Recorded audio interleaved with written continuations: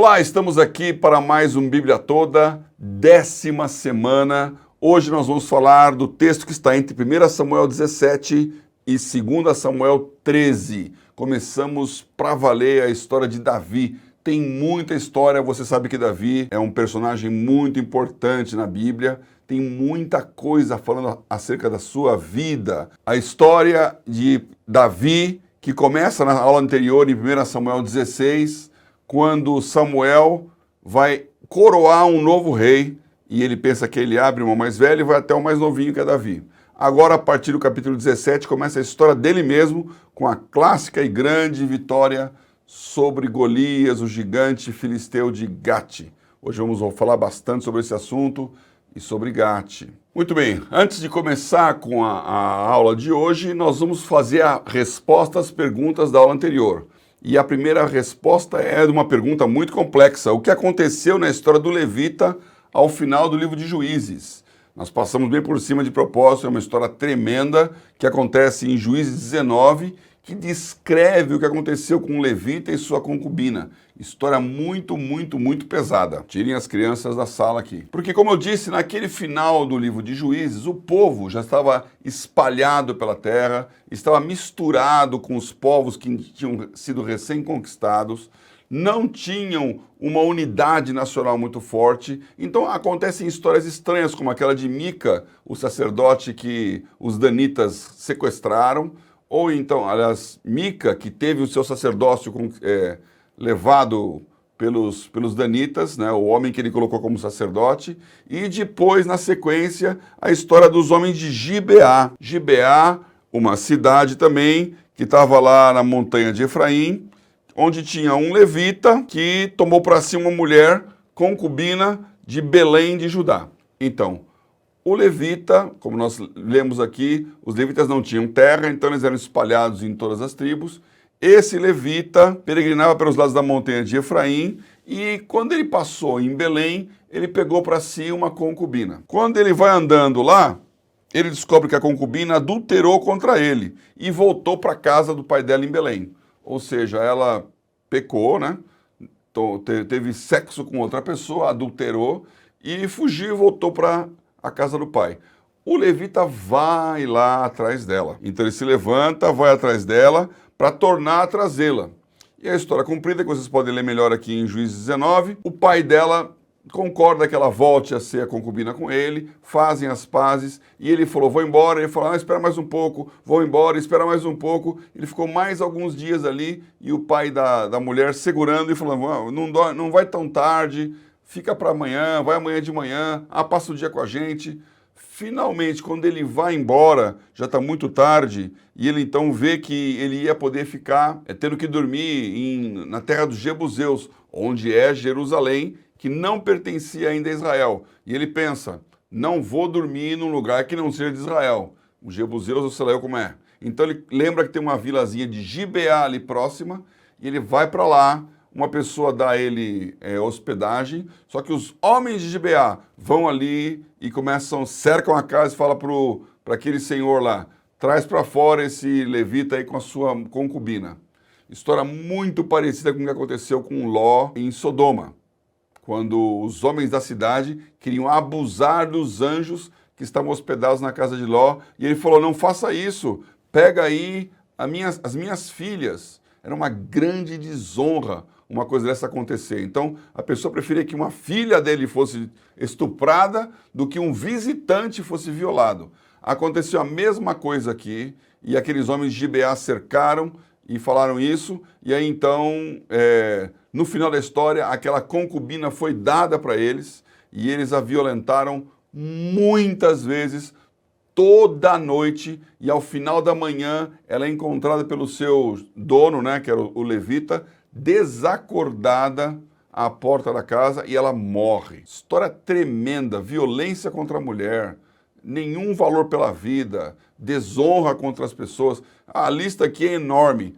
lembrando sempre que o papel da mulher naquela sociedade era muito diferente de hoje, a ponto do dono da casa falar, pega a minha filha, pega a concubina, do levita fazer isso e dos homens terem essa atitude que, aliás, essa é parecida com os dias de hoje.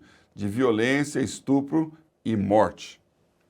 O que acontece com isso? O levita pega aquela mulher, leva para sua casa, corta, esquarteja o cadáver dela e envia para cada uma das 12 tribos de Israel, dizendo: olha os que os benjamitas, olha os que os filhos de Gibeá fizeram com a concubina. Aquilo cria uma comoção nacional. É interessante isso, né? Porque parece muito forte, mas hoje em dia não está muito diferente, não. Hoje, em vez de fazer isso fisicamente, o crime acontece e vai alguém lá e fotografa, e vai alguém lá e coloca na rede social, e vai alguém lá e cria uma consciência nacional de um grande crime. E aí então todo mundo se indigna contra aquilo. A morte de uma mulher, a morte de uma pessoa em circunstância de escravidão, uma violência contra o estrangeiro, e isso vira notícia. Aconteceu aquilo em Israel. Todas as tribos se levantaram para falar: não vamos deixar isso barato. E Benjamim, ao invés de reconhecer que Gibeá havia pecado, a cidade de Gibeá, que eram ali centenas de pessoas, 700 pessoas, eles lutam contra. Então há uma guerra civil, uma guerra fratricida entre o povo de Benjamim e as 11 tribos restantes. Moral da história: muita gente morta, todos os homens de Benjamim são mortos na guerra, 20 e tantos mil morrem ali, e ao final da história cai a ficha, né? Falou: e agora, o que nós fizemos? Não sobrou ninguém, nós erradicamos uma tribo a menos de cara. Lembrando que eles estavam começando a acontecer como nação. E aqui então vem a minha colocação para vocês pensarem sobre isso, e com uma coisa que acontece demais hoje em dia: excesso no pecado, excesso no castigo. Não tem como dizer o tamanho dessa ignomínia de que esses homens de Gibeá, da tribo de Benjamim, fizeram, e os demais da tribo cobriram esse pecado de violência sexual, violência contra a vida, desonra da hospitalidade. Então, uma sucessão de problemas ali que foi em excesso o pecado. Agora, a reação também foi em excesso.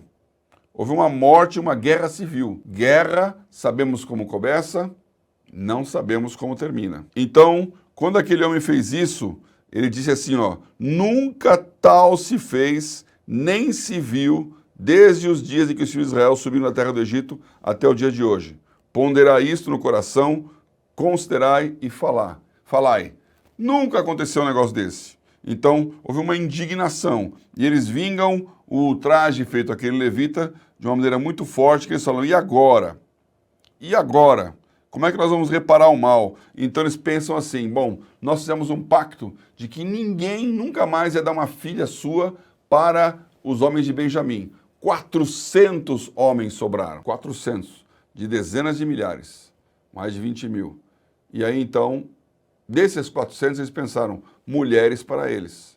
Então pegaram as mulheres de uma cidade e falaram: nós não podemos quebrar nosso pacto. Então faz o seguinte: ó, vocês vão lá e quando as mulheres estiverem lá cantando, dançando e fazendo a festa, vocês tomam elas para si e levam para reconstruir a tribo de Benjamim. Impressionante essa história. 25 mil homens morreram, 600 homens fugiram para o deserto, para essa penha de Rimon, ficaram lá 4 meses, e depois desse tempo, esses 600 homens, 400 mulheres foram dadas a eles para a continuidade da história da tribo. O que eu quero ressaltar aqui com isso, e é o fato que me chama a atenção em todo esse negócio, né? Por que esse excesso aconteceu? O último versículo do capítulo 21 de Juízes, que é também o último versículo do livro, ele diz assim: naqueles dias não havia rei em Israel, porém cada um fazia o que parecia reto aos seus olhos. E aqui tem uma chave para essa resposta, porque não tem como encobrir a grandeza desse pecado. Também não tem como achar excessiva violência dessa resposta. E na nossa vida isso acontece. A vingança, ela cega os olhos. Quase que uma tribo foi dizimada e uma mulher foi profundamente violentada, agredida e morta. Onde está a justiça? Como temperar a ação com a reação? Naqueles dias não havia rei em Israel, porém cada um fazia o que parecia reto aos seus olhos. Hoje nós vamos ver a história de um grande rei em Israel, o rei Davi. Sabemos que o rei é uma coisa que já é uma substituição da própria vontade de Deus. Por que não havia rei? Porque Deus queria que o povo o seguisse como o seu Deus. Hoje nós dependemos de homens. Se houver um bom rei, temos um bom presidente, um bom reinado, um bom mandato. Se for ruim, sofremos as consequências. Homens que usurpam o poder, estamos vendo de guerras aqui, guerras porque pessoas se apoderaram do poder e fazem em nome do povo o que querem. Aí os outros reagem.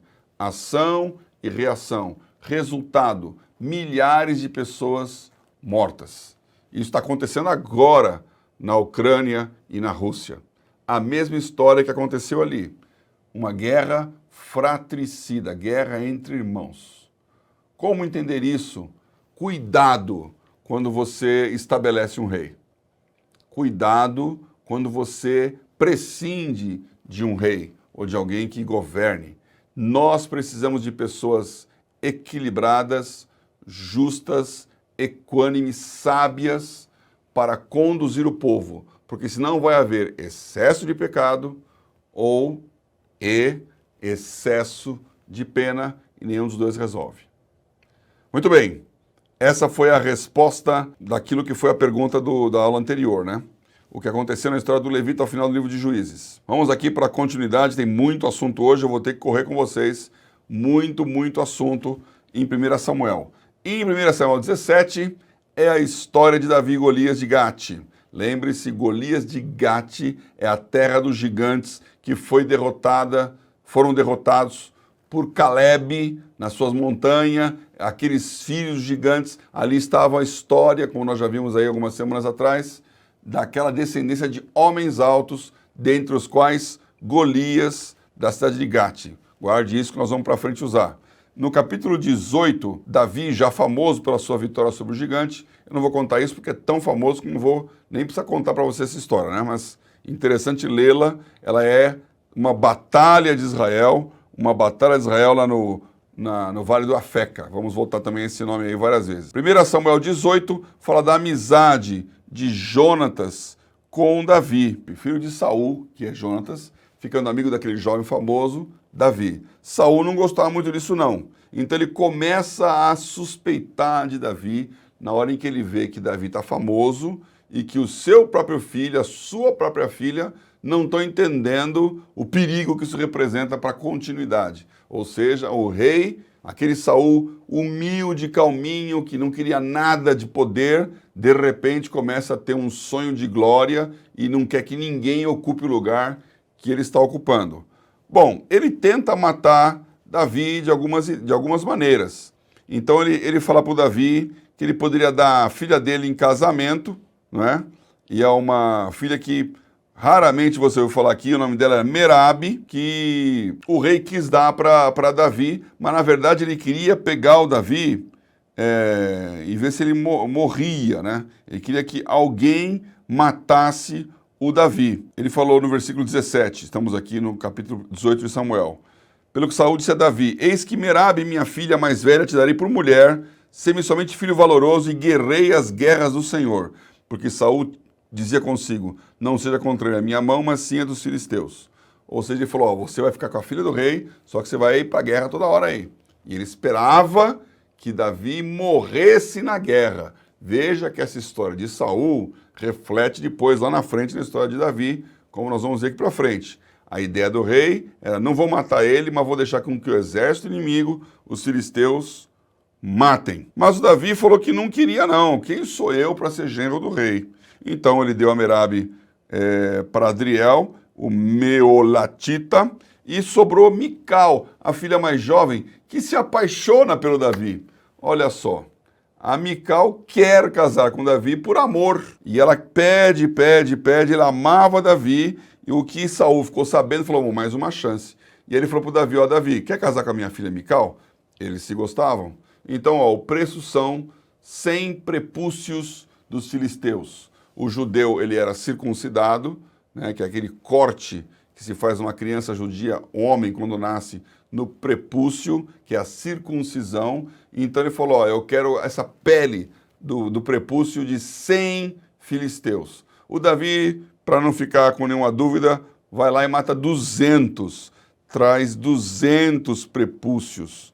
E aí então com isso é o dote que ele compra a Mical. E aí então ele casa com a Mical, e veja que casa por amor aqui. Capítulo 18. A Mical ama o seu marido e começa a ver que o pai está querendo acabar com a vida dele. Em 1:19, já começa aquele problema do espírito maligno dentro de Saul e ele tentando contra a vida de Davi. Aqui vem o clássico golpe da estátua na cama. A Mical fala para o Davi, foge que meu pai vai te pegar, e ele vai pela janela, e então ela coloca uma estátua na cama, bota as cobertas, quando chegam os soldados, cadê o Davi? E ela fala, ó, tá dormindo, ele tá mal, tá lá, ele olha lá, tá o Davi na cama ali, aquele lugar. Isso é coisa de filme, né? Até hoje esse golpe aí, primeira vez aparece aqui na Bíblia, Mical e Davi. E aí então, quando eles vão ver, não é mais o Davi, ele tinha fugido, o Saul fica bravo com ela, né? E começou a ficar com medo que o Davi fosse crescendo e tornou-se inimigo todos os dias da sua vida. Muito bem, no capítulo 20 vem a famosa história de Jonatas, que aplaca o ciúme que seu pai tem de Davi. O Jonatas conversa com o pai, e o pai fala, estou fazendo isso por você, filho, estou fazendo por você. De novo, um homem que não tinha nenhuma vontade de ser rei, que não se achava digno, de repente ele não quer abrir mão daquele poder, porque ele está pensando na herança e nos filhos. Frase famosa de Lord Acton, e que até é o pai do neoliberalismo econômico, ele fala, todo poder corrompe, e o poder absoluto corrompe absolutamente. Então não creia nessa história de rei bonzinho. Por quê? Porque o poder vai corrompendo, ele começa de um jeito, termina do outro. Quando passa muito tempo, ele se sente dono da situação, dono das pessoas, as boas intenções se transformam em más intenções e é o povo que padece. Por isso tem que ter alternância de poder, e é o que foi dito da democracia, né? Acho que foi o Churchill, acho que foi a Thatcher ou Churchill que disse que a democracia é o menos pior de todos os modelos de governo. Não é bom, mas é o menos pior, a alternância de poder. Aqui então acontece isso, o Jonatas está lá, faz um pacto com Davi, diz que eles estão juntos, mas que ele tem que fugir, ele se despede do Davi e o Davi foge. No capítulo 21, o Davi vai ter com o sacerdote Aimeleque. Olha que interessante essa história aqui. O Davi foge, vai para o sacerdote vai falar assim, cuidado, eu não quero complicação, não vou te pegar porque o rei está contra você. O Davi fala, quero só comida, ele falou, só tem aqui os pães da preposição, os seus homens aí, eles estão todos santos, fala, ninguém encosta em mulher já há 2 dias, está tudo pronto. Então ele pegou aquele pão sagrado, deu para o Davi e falou, alguma arma? Ele falou, nenhuma arma a não ser a espada de Golias. Olha que interessante, o Davi fala, que melhor do que essa? E pega a espada de Golias. Aquela mesma espada que alguns capítulos atrás era para um jovenzinho como Davi, muito pesada, muito difícil, incapaz de lutar com ela, agora o Davi está crescendo, está se tornando um homem, e a espada que não servia, ele era craque na funda, agora é a arma que ele pega. Então ele pega a espada de Golias aqui, junto com Aimeleque, e vai embora. Para onde ele foge? Ele foge para Gate, cidade filisteia, de onde era Golias. O rei de Gate é o rei Aquis. E aí então quando ele chega lá, porque está fugindo de Israel, vai para o povo inimigo para ter segurança. Quando ele foge para lá, as pessoas ficam, escuta, mas esse aqui não é o Davi? Esse cara não era aquele que se cantava que Saul matou milhares de filisteus, nosso povo, e Davi os seus dezenas de milhares?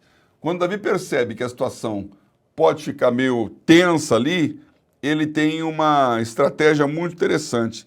Ele se finge de louco. Davi considerou essas palavras no seu ânimo e temeu muito diante de Aquis, rei de Gate. Versículo 12 do capítulo 21. Pelo que se contrafez diante dos olhos deles e fez-se como doido entre as suas mãos. e esgravatava nas portas do portal e deixava correr saliva pela barba. Ele ficou babando, mexendo nas coisas, um olhar de maluco, ele se fingiu de louco. E aí então o rei Aquis disse: eis que bem vedes que este homem está louco, por que me trouxesse a mim? E aqui essa frase que eu achei muito legal, ele diz assim: faltam-me a mim doidos para que trouxesses este que fizeste doidice diante de mim? Há de este entrar na minha casa? Essa frase é: tá faltando doido? Tá faltando louco aqui, tem que importar mais um? Isso acontece muito em nossa vida, né? Tá faltando louco? Olha, guarda essa frase, porque dali para frente essa história continua. Estamos só no capítulo 21.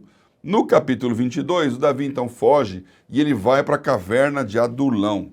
É até nome de ministério isso, né? Essa famosa caverna que não tem nada de chique, não tem nada de gostoso.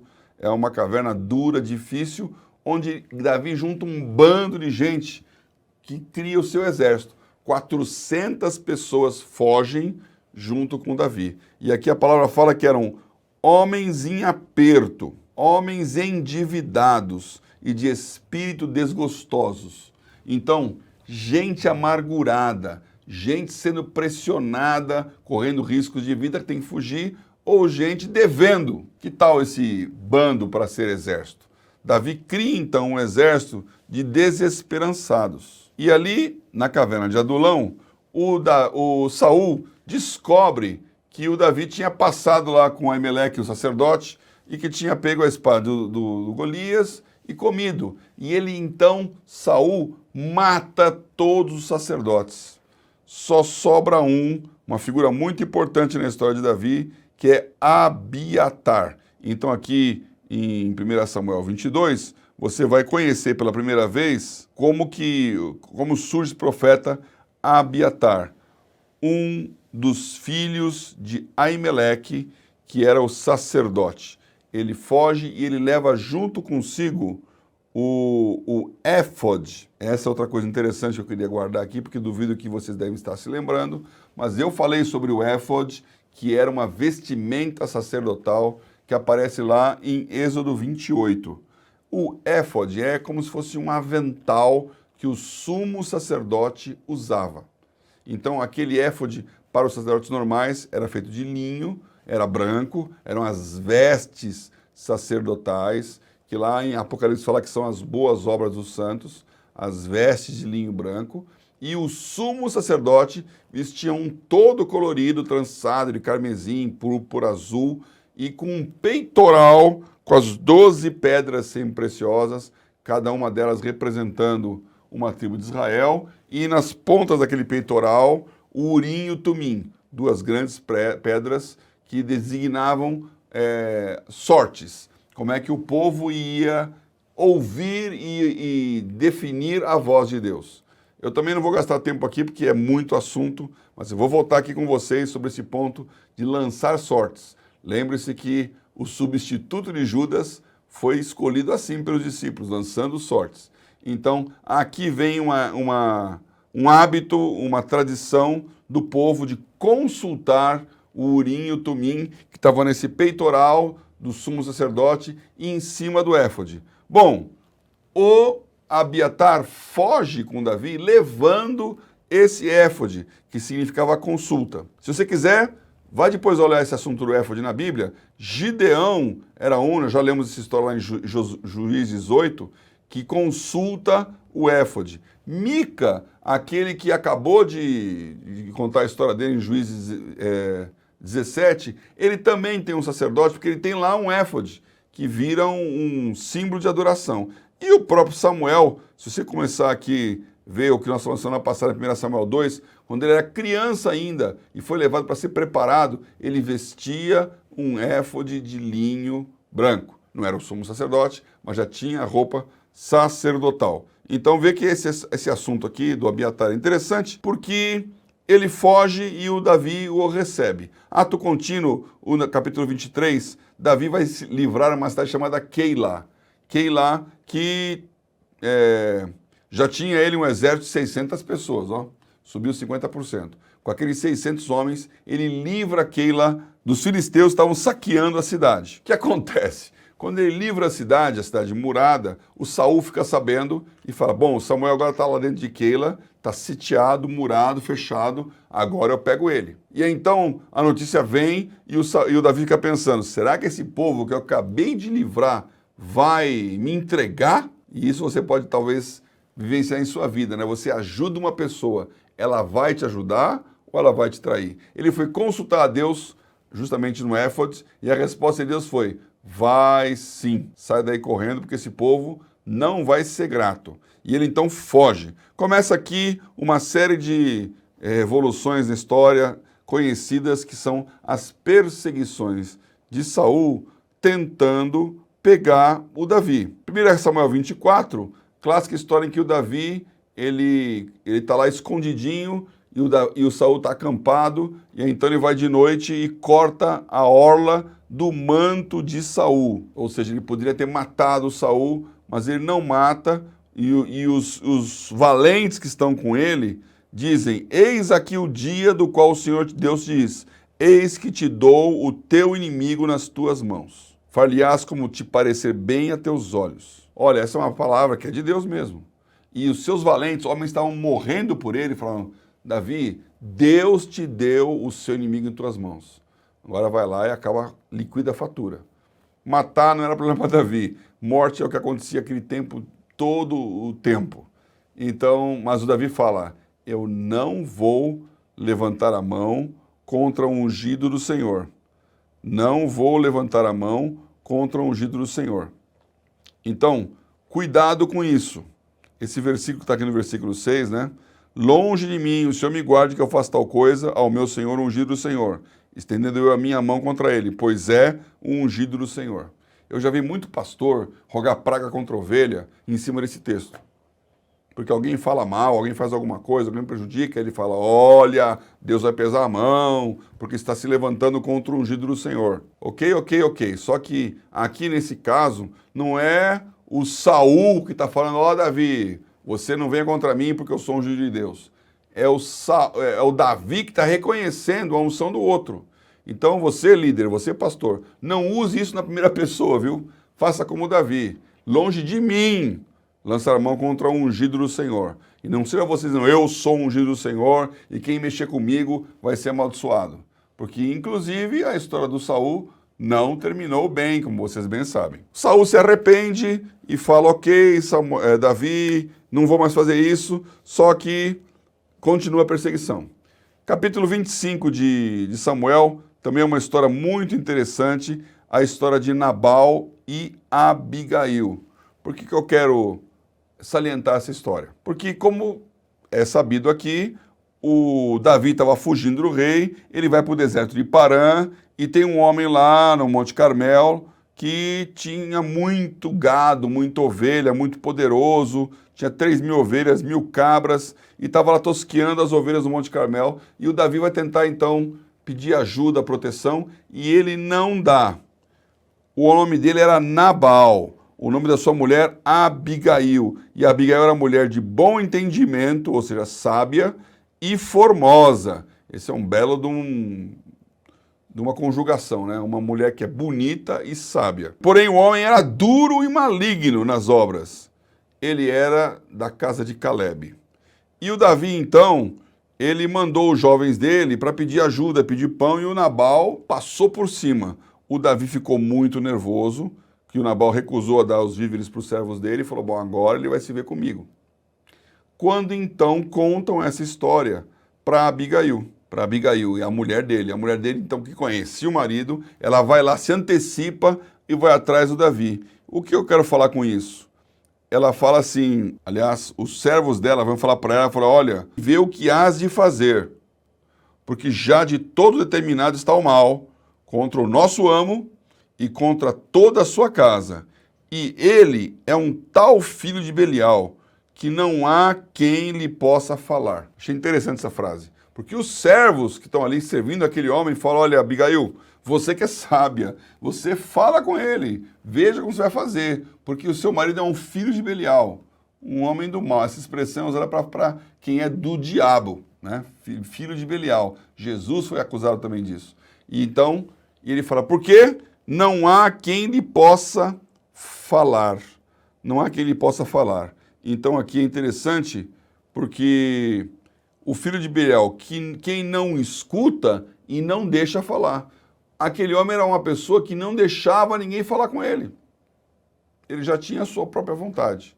E a Abigail vai então, dá uma apaziguada no Davi, explica tudo isso, e ela mesmo reconhece no versículo 25, meu senhor, agora não faça este homem de Belial, a saber, Nabal, impressão no seu coração, porque tal é ele, qual é seu nome? Nabal é seu nome, louco, a loucura está com ele, e eu, tua serva, não vi os jovens, meu senhor, que enviaste. Então ela salva o marido, salva o povo todo, porque o Davi acalma, e aí então, quando ela conta para o Nabal, que estava bêbado, ela espera ele ficar sóbrio novamente, fala, eu livrei você de uma, ele endureceu o seu coração. Ele fica numa situação, que ele fala aqui, vindo Abigail a Nabal, eis que tinha em sua casa um banquete, como um banquete de rei, e o coração de Nabal estava alegre nele, e ele já muito embriagado, pelo que não lhe deu a entender palavra alguma, pequena nem grande, até a luz da manhã.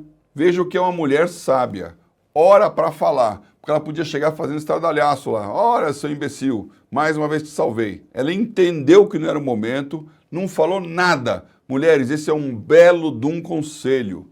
Quando teu marido está maluco, louco, quando está muito nervoso e bravo, você não fala nem muito, nem pouco. Não fala nada. Não lhe deu a entender palavra alguma, pequena nem grande.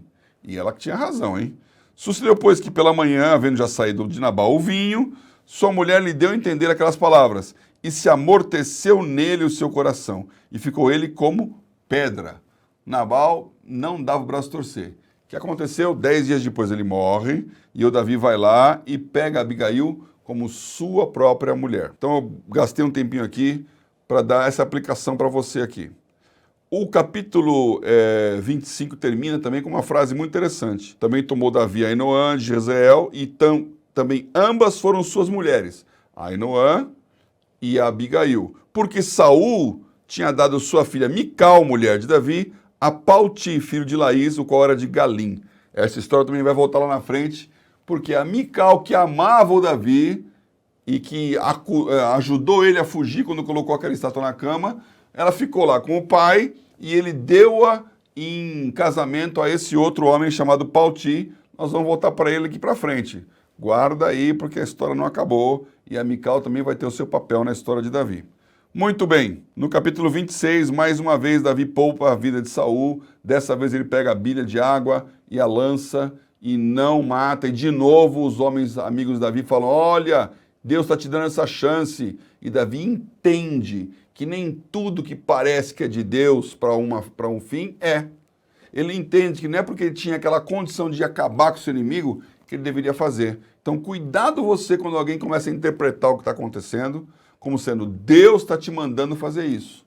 Porque pode ser justamente o contrário. Justamente o contrário. A interpretação da vontade de Deus é um assunto que não é para principiantes. Muito bem. Davi, por outro lado, Davi sabe que ele não podia confiar no Saul. Então, no versículo 24, quando Saul cai em si pela 50ª vez e fala, ok, meu filho Davi, bendito sejas tu, você vai fazer grandes coisas, e o Davi vai para o seu lado, ele sabe de tudo isso, mas ele fala assim, ó o que ele fala para o Saul, eis que assim como foi a tua vida hoje, de tanta estima aos meus olhos, de outra tanta estima seja a minha vida perante, aí você vai pensar, os seus olhos, mas ele fala, não, os olhos do Senhor, e ele me livra de toda a tribulação. Então aqui é um conselho sábio para você. Você salvou a vida do teu inimigo, você deu uma chance para quem não merecia, você fez um ato de bondade, não espere que aquela pessoa retribua depois não, viu? Você vai lá e salva a Keila e acha que a cidade toda vai ser grata a você, ela vai te entregar na primeira chance.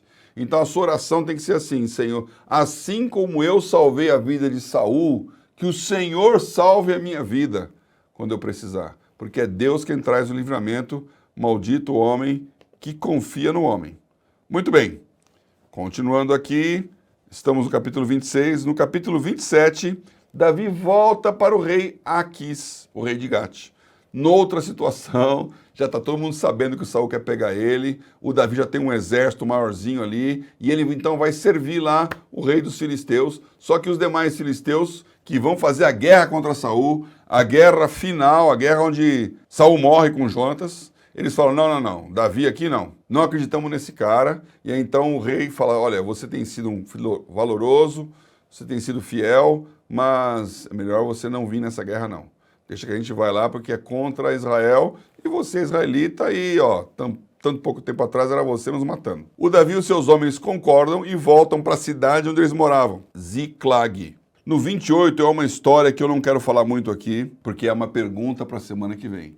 Essa história já dá muita confusão, muita gente pergunta como é que é isso aqui, como é que é isso aqui.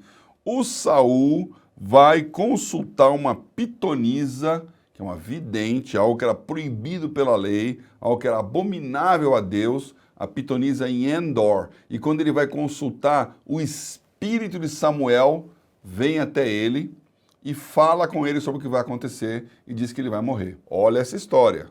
O Saul consulta uma pitonisa, uma vidente, que invoca o espírito e Samuel aparece lá. Como pode o espírito de Samuel ter aparecido diante de Saul?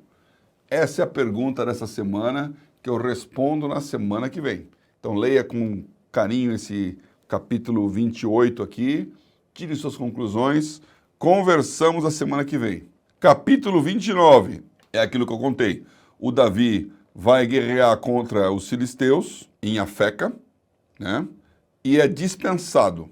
Então o rei fala para ele, é melhor você não, porque ninguém bota fé que você vai lutar mesmo contra o seu povo. Quando Davi está voltando para Ziclag, ele descobre que os amalequitas, esse povo que deu tanto que dizer contra o povo de Israel, né? Os amalequitas tinham dado em cima da cidade, levado todas as mulheres e filhos, incluindo as duas esposas de Davi, o despojo e tinham saqueado tudo. E os homens de Davi, então, quando vem aquilo, eles ficam desesperados. Eles perdem o ar aqui. E esse é o versículo que eu quero ler aqui, versículo 6 do capítulo 30 de 1 Samuel. Davi muito se angustiou porque o povo falava de apedrejá-lo, porque o ânimo de todo o povo estava em amargura, cada um por causa dos seus filhos, das suas filhas. Isso acontece com a gente, olha, lembre-se, esse povo era aquele povo da caverna de Adulão. Os despossuídos, os desesperados, os endividados. Davi estava dando uma esperança para eles. Davi estava criando uma consciência de sucesso, de guerra e vitória. Davi estava crescendo diante de seus inimigos. E aí, quando ele vê que o Saul não tinha jeito, você não sabe quanto que foi esse ir e vir. Porque se Davi estava falando lá, não vou tocar no ungido, será que ele não esperava que Saul realmente mudasse de ideia? Será que ele não esperava que Deus intervisse? Mas o resultado é que sempre voltava a mesma perseguição. Então ele resolve, apesar da palavra do rei, ele resolve se bandear para o lado dos filisteus. Ele vai ser lá braço do rei contra Israel, contra a guerra onde Saul morreu, profetizado pela própria pitonisa de Endor. Então, como que está o coração desse povo? Qual que é a interpretação sobre a confiança do soldado em Davi? Porque eles estavam crendo num Davi que fosse reinar sobre Israel. De repente, o Davi vai se passar para o lado dos filisteus, vai lutar junto com o rei da cidade de Golias, onde começou a história dele. E quando eles voltam para casa, tudo foi destruído. Perderam mulher e filhos, perderam os bens. Eles estão pensando em apedrejar o Davi. E isso acontece em nossa vida. E a resposta aqui está no final do versículo. Todavia, porém, entretanto, Davi se esforçou no Senhor seu Deus. E eu queria colocar isso para você aqui agora. Eu não sei o tamanho da sua luta, eu não sei o momento de dificuldade, eu não sei as coisas contraditórias que estão acontecendo, que as pessoas podem estar colocando em xeque a tua autoridade como líder. Pode estar colocando em xeque a tua capacidade de tomar decisões sábias. Pode ser dentro da sua própria casa, pode ser uma liderança de igreja, pode ser inclusive no seu ambiente de trabalho.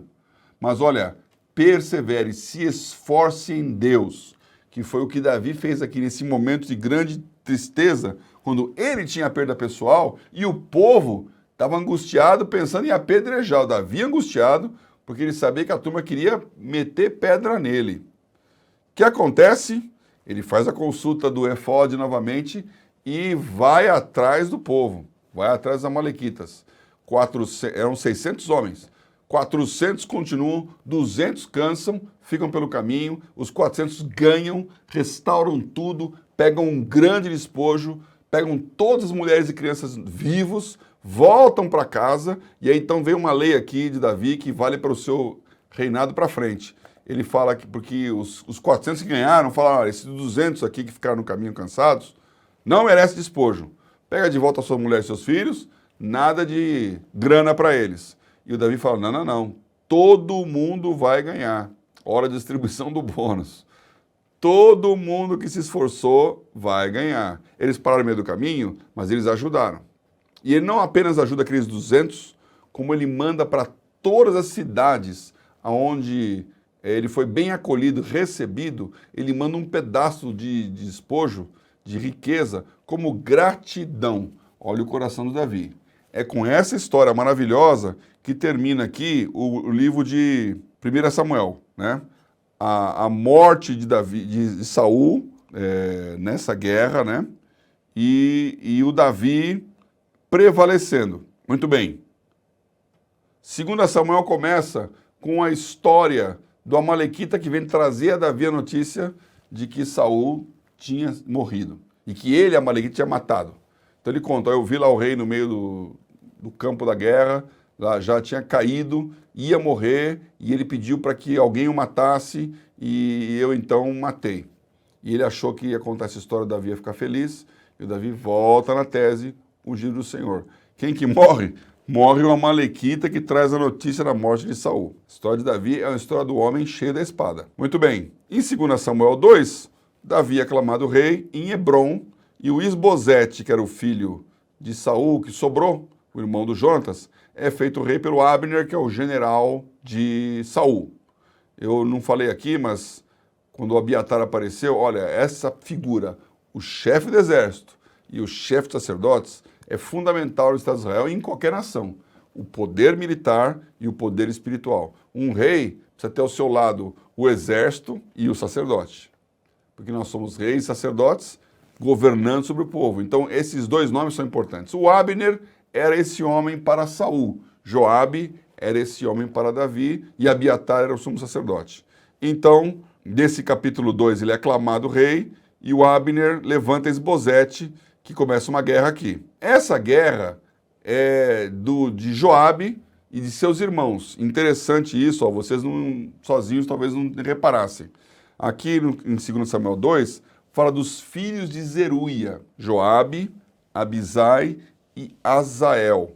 Os 3 filhos de Zeruia. Vou fazer a outra pergunta do dia aqui. Quem era Zeruia? Quem era Zeruia? Vamos ver se vocês conseguem descobrir na Bíblia, porque isso vai explicar muita coisa e eu volto na semana que vem aqui com isso também. Então, o Joabe, Abisai e Azael eram os valentes de Davi, o Azael era o mais veloz de todos eles, ele vai atrás do Abner, alcança, o Abner fala, olha, pega outro, escolhe outro aí, eu não quero te matar. E ele não solta, e o Abner mata o Azael. Aí então o Joabe fica com aquilo no coração, né? O Davi, em 2 Samuel 3, faz uma aliança com Abner para que ele não seja morto, mas o Joabe vai lá e a traição, vingando a morte do seu irmão, mata o Abner. Filhos de Zeruia eram duros na queda. No 2 Samuel 4, é a morte do Isbosete. Os demais matam aquele que deveria ser a ameaça ao rei de Davi. E finalmente, então, Davi se torna o rei sobre todo Israel. Números interessantes, até pensei em fazer isso numa pergunta, mas já vou explicar aqui, que já tem bastante pergunta, né? Rei sobre todo Israel. Ele tinha 30 anos de idade quando isso aconteceu. Então, todas essas guerras, essas perseguições, aquele jovenzinho de 16, 18 anos, 15 anos se passaram, 14 anos se passaram, ele agora é um homem forte, a espada do Golias na mão, rei sobre todo Israel, ele fica rei por 40 anos, 40 anos, 7 anos e 7 meses em Hebrom, essa cidade onde ele foi ungido, e mais 33 anos em Jerusalém, porque aqui em 2 Samuel 5, que Davi empreende a guerra contra os jebuseus, conquista Jerusalém e torna Jerusalém a capital indivisível de Israel, como até hoje.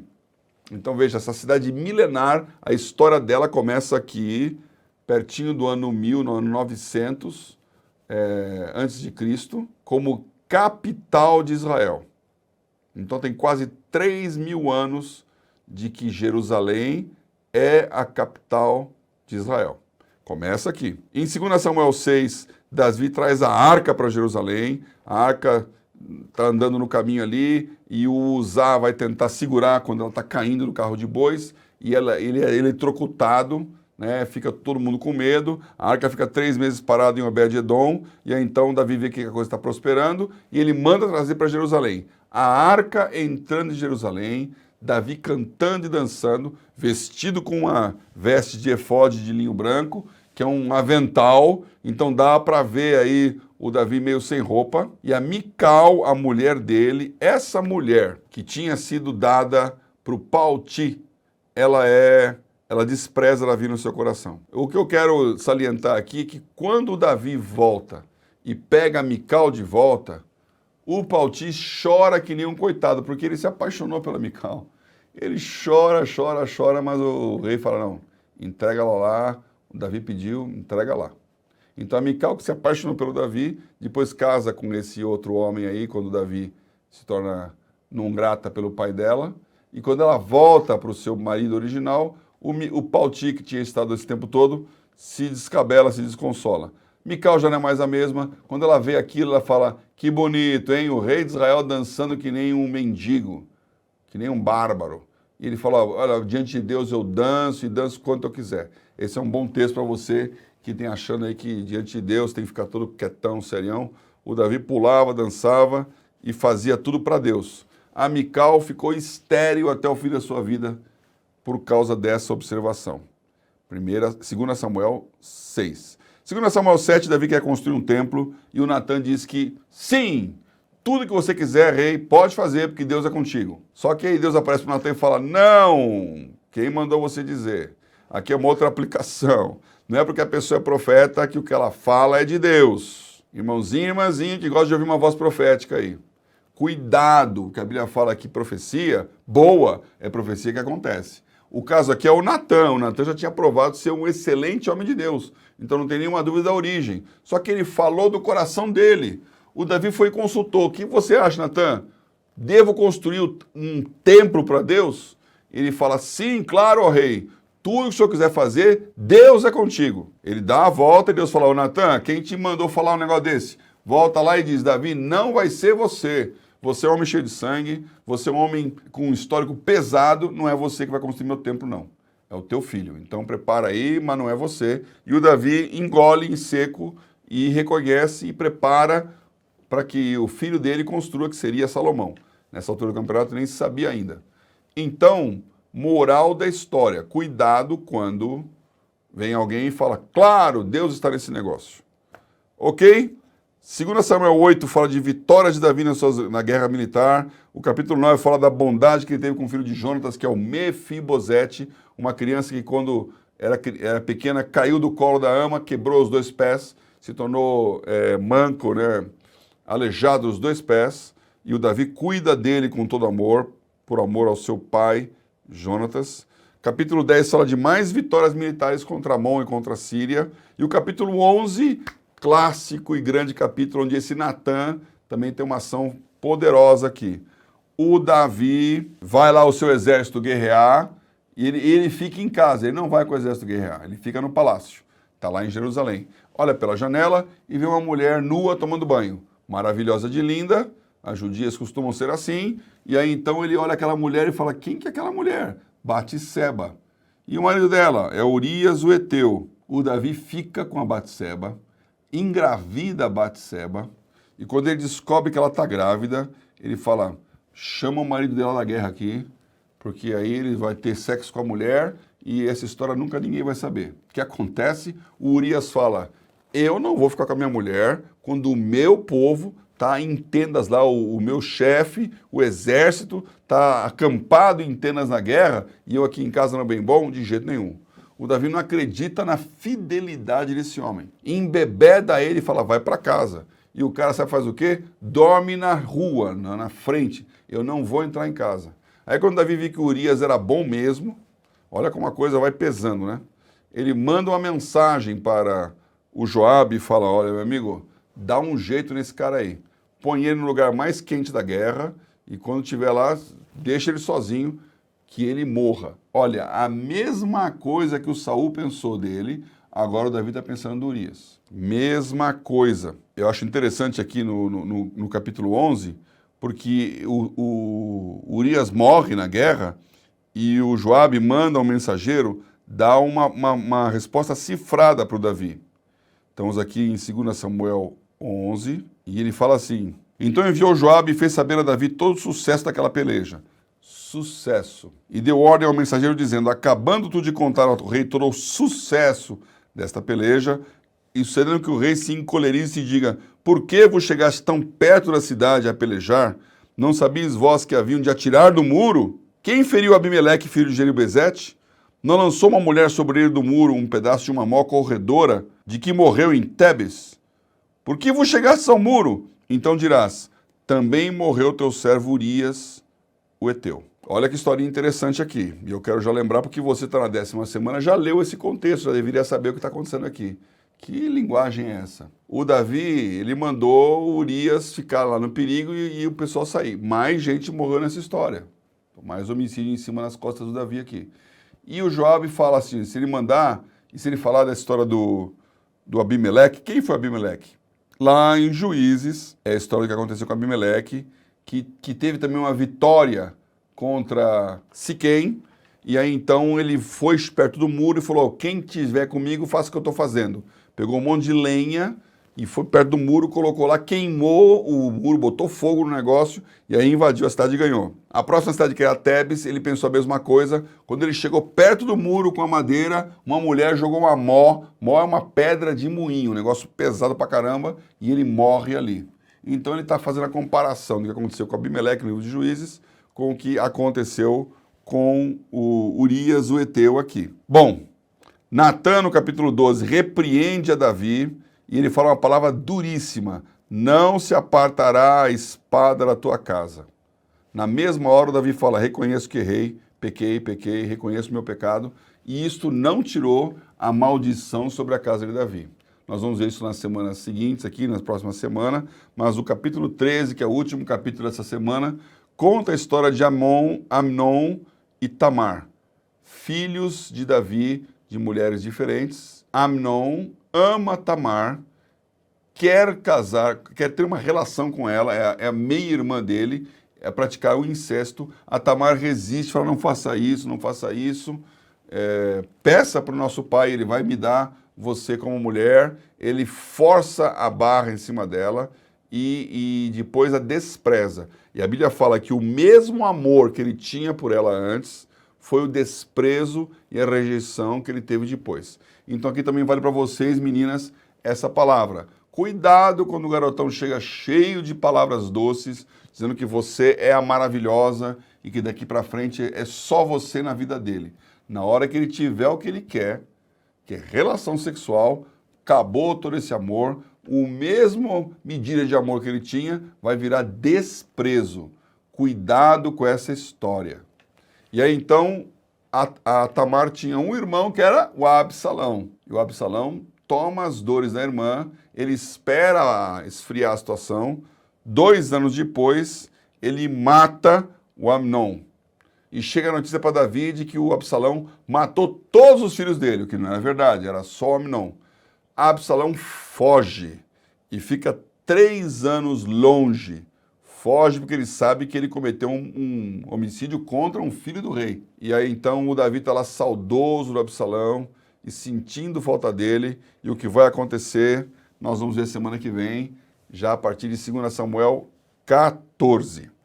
Já fiz a pergunta aqui, vou fazer mais uma, só para ver se vocês estão ligados mesmo aqui, né?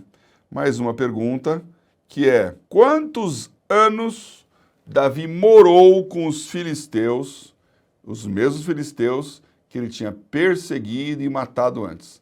Quanto tempo ele ficou lá com os filisteus? Vamos ver quem é inteligente aí, ou cuidadoso na leitura, e tem a resposta certa. Você pode mandar aqui a sua resposta nos comentários, você pode mandar no nosso chat, entre em contato com nossas mídias sociais.